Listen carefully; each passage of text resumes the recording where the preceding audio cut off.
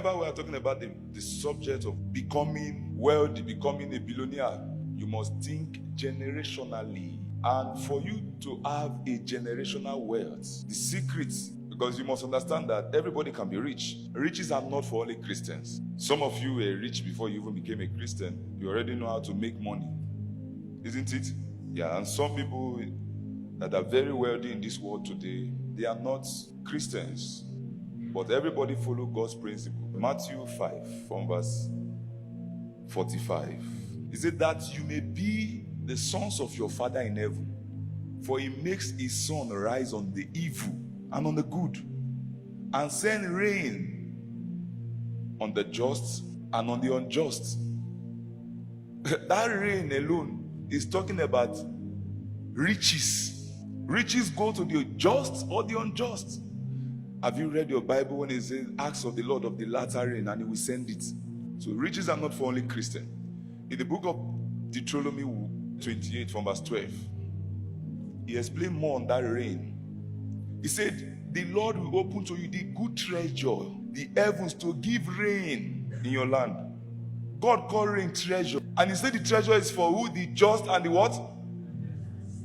If in this class now, you must have learned that wealth is generational. 1. 2. Wealth is for the just and the unjust. So God can make anyone rich. You do yourself a nice transaction when you work hard in your days, even if they didn't count you among the billionaires, but your children or the generation that are coming after you should be able to be called billionaires. It's a very good transaction. You must understand that our parents in Africa, they created poverty for us. Poverty is created, wealth is also created. So when you hear that something is created, you must understand that anything created takes time. Wealth takes time. Anything created also requires principle. And anything created also have longevity. Those three things you must understand about creation. Creativity takes what? Time. What else? Principle. What else? Longevity. So when you are creating, you are looking at the future of that thing. Every manufacturer thinks about how long their product is going to last. So when you are looking at wealth, you must look how far you want the wealth to be. How many generations should find wealth? How many generations in Africa? We came out of a background where poverty has been created through decades before we came. So everything we must be doing now as African is to make sure that whatever we are doing, it passes our generations. It must be beyond your generation. And for you to create something that is beyond your generation, you must be selfless. You must be what?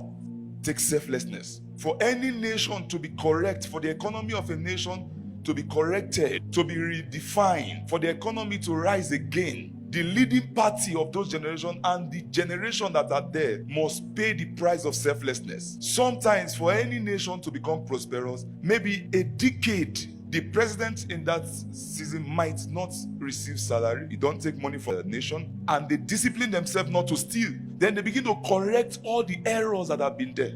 That present generation might not be happy about it, but the future generation will be happy about it. It takes selflessness. That's what Africa is suffering. In our leadership, they lack selflessness. Looting and stealing does not preserve money for your future. Any money that is looted and stolen will be squandered.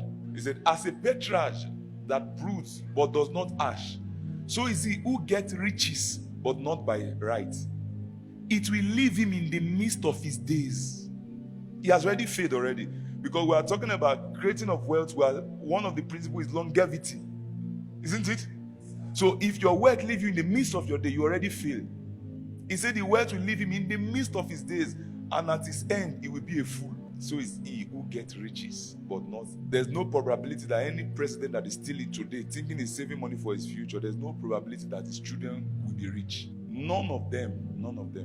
When you see Genesis 1 from verse 1, that principle you see there, that there are principles God created, that is creation. Now, when you are talking about creation, you saw time, first day. It's talking about timing. Then principle, Monday, Tuesday, Wednesday, Thursday, principle. Something people will keep on following. That's what principle is. That a generation will come and still be following it. So God said first day, second day, third day, fourth day, fifth day. That's principle. Then longevity, was creating it in a way that many generations can live in the earth. Wealth is created, poverty is created. Now, if everyone can be rich, both the just and the unjust, what is the secret of having a generational blessing? Proverbs 13:11, it says, words gain, yes, by dishonesty will be diminished, but he who gathers by labor will increase. Labor is talking about timing, principle, and what? And longevity. Word gained by dishonesty will be diminished, but he who gathers by labor will increase.